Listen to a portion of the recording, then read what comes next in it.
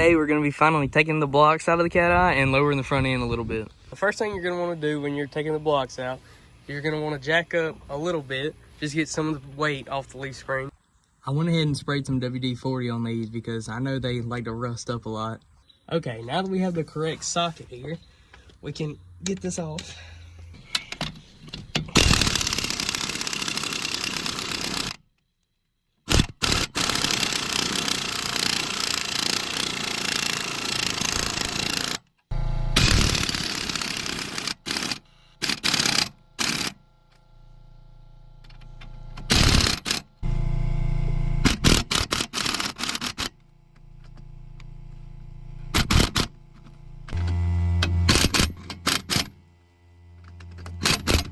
Okay, so now the block can come out. I can maneuver it. Okay, so now that's out.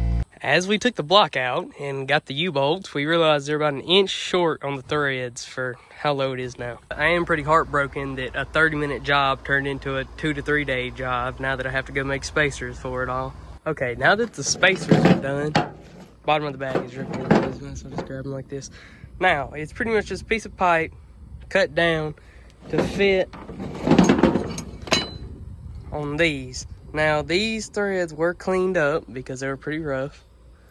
The threads were short, so when I put these on there, they should go about to right there. So, it should be, you know, actually tight this way. Well, I didn't video this part, but we have the spacers on here, and I ran the nuts up on there a little bit so I could go ahead and use the impact.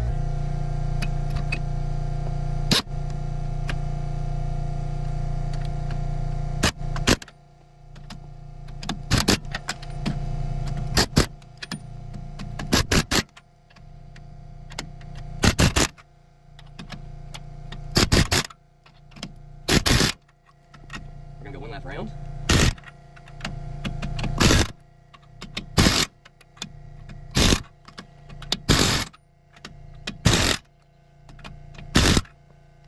Now that should be pretty tight. Now we're gonna go ahead and tighten the shock back on.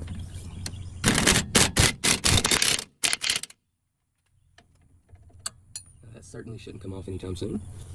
Okay, well, since we got everything tightened down and finished on the other side, we're gonna move the jack to this side and start taking this block out. Okay, so now we're gonna take the shock off of this side.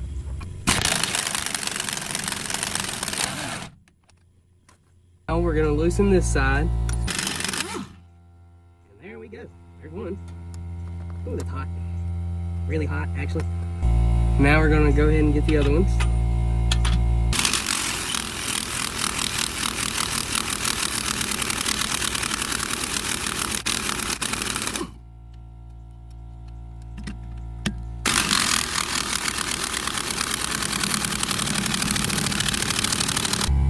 Now we should have some more air, so we should be able to get these at last too.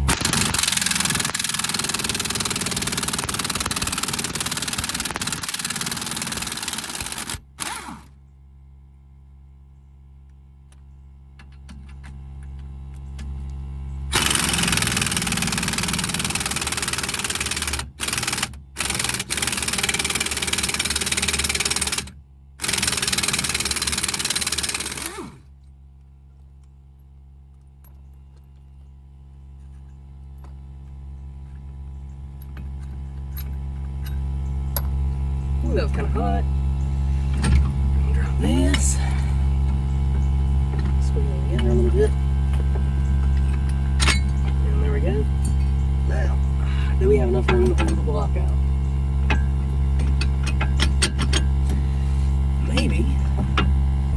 Now we should be able to get this block out. Yep, that one's out.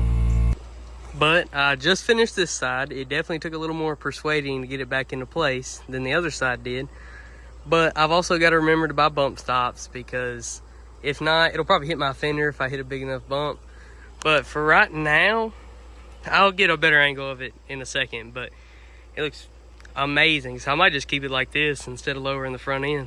Okay, but now that it's finished, here's my first look on flat ground, because the yard is so bumpy, it's really hard to tell. I'd say this looks significantly better than leveled. You know, it's a little squatted, but not too squatted. So I just looked it up, and it's 4 inches difference from the ground to the fender in my state. And I measured again, in the front is 39.5 and the rear is right at 36. So another 1/2 inch higher in the front, and this would be illegal in my state.